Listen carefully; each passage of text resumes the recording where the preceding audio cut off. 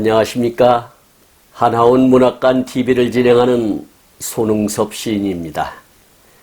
시청자와 문인 여러분, 오늘도 함께해 주셔서 감사합니다. 오늘 여러분과 함께할 주제는 예고한 대로 제15화 한하운 시인의 수필 꽃새설입니다. 오늘은 첫 번째로 1965년 1월 7일 발행된 수필집 이방인에 수록된 고 한하운 시인의 수필인 꽃새설을 소개하도록 하겠습니다. 여기서 이방인이라는 수필집은 공론 동인 수필집인데요. 바로 이 책이 되겠습니다. 제가 한하운 시인의 자료를 많이 수집을 하였습니다. 이 자료는 그 중에 한 권인데요. 어렵게 구입한 책 중에 한 권입니다. 시청자 여러분께서도 한하운 시인 관련 서적을 갖고 있거나 보시게 되면 어떠한 정보라도 좋습니다. 그 정보를 진행자나 한하운 문학관 카페에 연락해 주시면 감사하겠습니다. 그러면 본격적으로 한하운 시인의 수필 꽃새설을 만나보시겠습니다. 꽃새설. 한하운. 나는 꽃을 사랑한다. 사람이면 누구나가 꽃을 사랑하는데 나만이 유독히 사랑한다는 것은 말 같지 않지만 하여간 나는 꽃을 무척 사랑한다. 시를 사랑하는 데서 꽃과의 긴 대화에서 신비적인 영감을 얻곤 한다.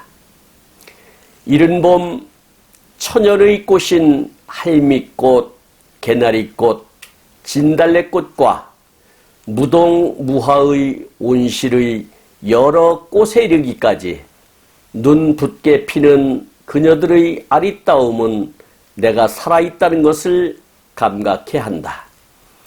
여기서 무동무화의 온실이라고 했는데요. 없을 무자에 겨울 동자를 써서 여름 그리고 여름 하자를 써서 온실은 계절과 상관없는 공간이라는 뜻이겠지요.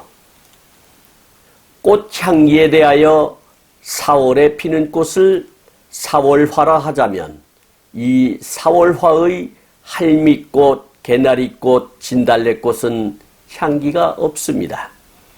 5월에 피는 라일락꽃, 장미꽃, 오동꽃, 백합꽃은 향기가 짙어 황홀하게 풍깁니다. 왜 4월화는 무향이고 5월화는 유향인가? 4월화는 무향이지만 그 소소한 모습은 앙상이 얼어붙은 추운 겨울을 치른 사람의 마음을 유향 이상의 판타지의 나래를 펼치게 하는 흐뭇함을 주는 것입니다. 5월은 만물이 무르익고 눈부신데 부육에 스며드는 농염한 향기를 훈훈거리지 않으며 소외될 것이다. 앞에서 부육과 훈훈이란 단어가 나왔는데요. 부육은 썩을 부자에 고기 육자를 써서 짐승의 썩은 공기라는 뜻입니다. 여기서는 자신의 처해진 상황에 빗대어 문둥병으로 인한 결절을 이야기한 것이 아닌가 싶습니다. 그리고 훈훈은 향풀 훈자 2개가 겹쳐서 마음을 부드럽게 할 만큼 따뜻하다라는 뜻인데 훈훈거리지 않다고 하니 짙은 향기가 뿜어내지 않는다라고 이해하면 될 듯 싶습니다. 다시 한하운 시인의 글로 돌아가서 그리고 이 5월화의 향기의 농도가 낮 낮과 밤과 아침에 따라 훈향이 다르다. 낮보다는 아침, 아침보다는 밤의 향기가 가슴을 파고들며 뿌듯하다 못해 아프게 한다.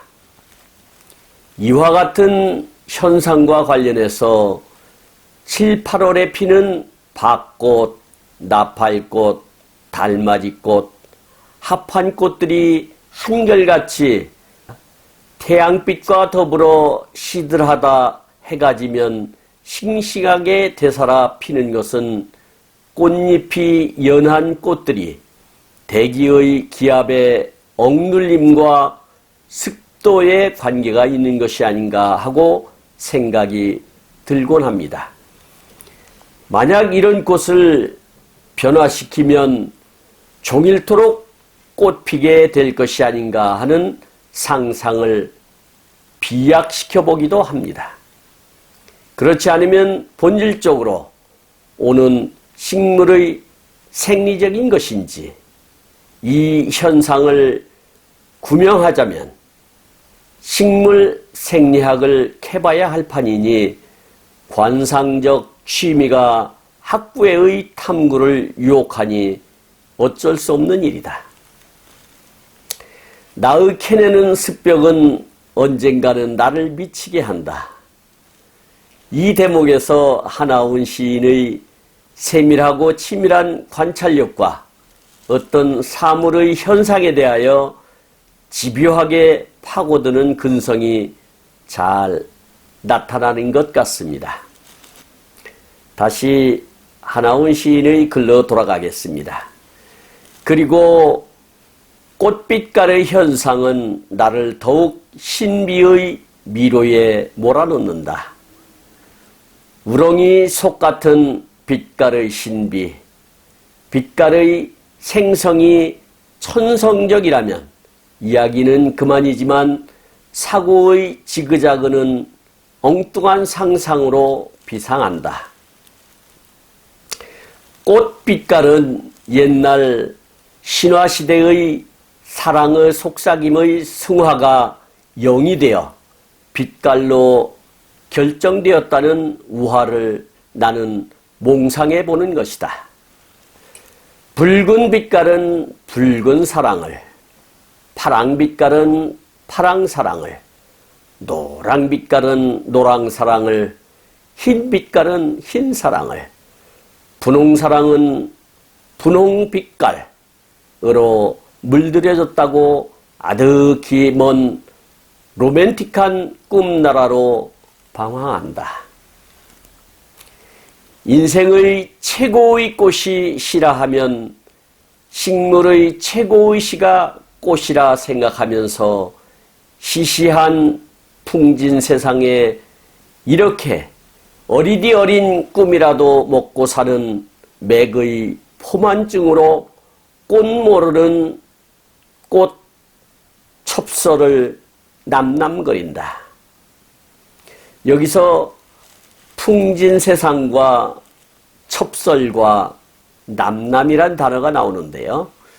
풍진 세상이란 우리가 자주 듣던 가요 중에 희망가의 첫 소절이 이 풍진 세상을 만났으니 너의 희망이 무엇이냐로 구수한 맛으로 귀를 호강시켜 주는데, 풍진 세상이란 편안하지 못하고 어지러운 세상을 말하고 있습니다.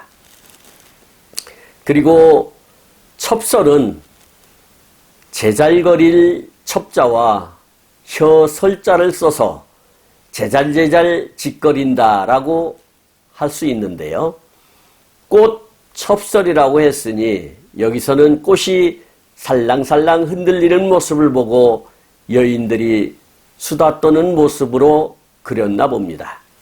그리고 남남은 제잘거릴 남자 두 개를 써서 빠르게 제잘거려서 무슨 말인지 알아들을 수 없게 이야기하는 것을 말하고 있습니다.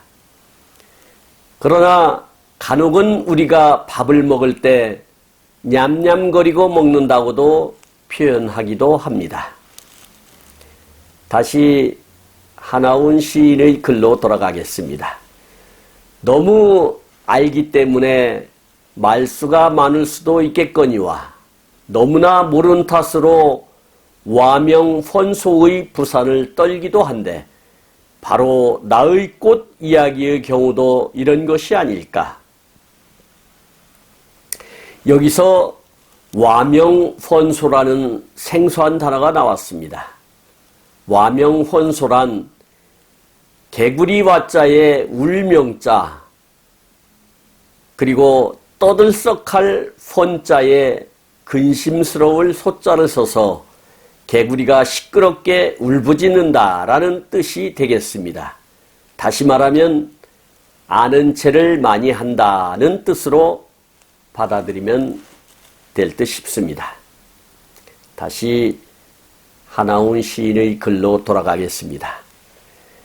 이런 실없는 사람들의 꽃 새설질한 나머지 화사에 창작했다고 짐작을 하면서 꽃과 인생을 자연과 인간을 조화시켜 보려는 노력의 계속된 꿈의 갈망이 궁흉한 천공으로 나르면서 아쉬운 인생을 자유하면 사람은 사는 미덕을 갖는 것이리라. 이렇게 이야기하고 있습니다. 제목이 꽃새설인데요. 여기서 새설이란 뜻은 정확히 어떤 뜻인지는 인터넷을 찾아보아도 국어사전을 찾아보아도 알 길이 없었습니다. 저의 해석으로는 이러쿵저러쿵으로 해석하면 적합하지 않을까 싶습니다. 다시 말하자면 꽃새설이란 꽃에 대한 자기만의 논리를 이러쿵저러쿵 이야기하는 것이라고 보면 맞지 않을까 싶습니다. 그리고 화사는 꽃 화자에 말씀사자를 써서 꽃에 대한 이야기라고 이해하면 되겠습니다. 또 궁융이라는 단어도 어려운데요. 궁융은 하늘궁자에 활골 융자를 써서 활이나 무지개처럼 높고 길게 굽은 형상을 말합니다. 그리고 천공은 하늘천자에 빌공자를 써서 끝없이 열린 하늘을 말합니다. 하나훈 시인의 특징 중에 하나가 일상에서 잘 사용하지 않는 한자를 많이 쓴다는 것입니다. 아마도 그것은 1919년생으로 한문을 많이 쓰던 시대의 상황도 있겠지만 일본에서 중학교를 다니고 중국에서 대학 공부를 한 영향도 크다고 봅니다. 그로 인하여 우리나라에서는 사용하지 않는 일본과 중국에서 사용하는 단어가 혼재하여 더 어려운 것 같습니다. 지금까지 하나훈 시인이 바라보는 꽃에 대한 관점과 논리를 그 글을 통하여 알아보았습니다. 해박한 지식과 세밀한 관찰력이 좋은 글을 만들었다고 생각합니다. 지금까지 함께 하신 시청자와 문인 여러분 감사합니다. 제가 하나훈 문학관 TV를 방송하는 이유는 고난과 역경을 딛고 문학의 꽃을 피우신 하나훈 시인을 널리 알리기 위해서입니다. 여러분의 주변이나 하나훈 시인에 관심 있으신 분께서는 인터넷 포털 다음의 카페에서 하나훈 문학관을 검색하여 가입하시면 고 하나훈 시인에 대한 다양한 자료를 접할 수 있으며 많은 시인과 문학 활동을 함께 할 수 있습니다. 그리고 유튜브에서 하나훈 문학관 TV를 검색하시면 하나훈 시인의 진면목을 발견하실 수 있습니다. 오늘도 함께 하시어 고맙습니다. 다음 주제는 제16화 하나훈 시인의 수필 1965년 1월 7일 이방인이라는 수필집에 수록된 흙 전쟁으로 찾아뵙겠습니다. 감사합니다. 진행의 손흥섭이었습니다.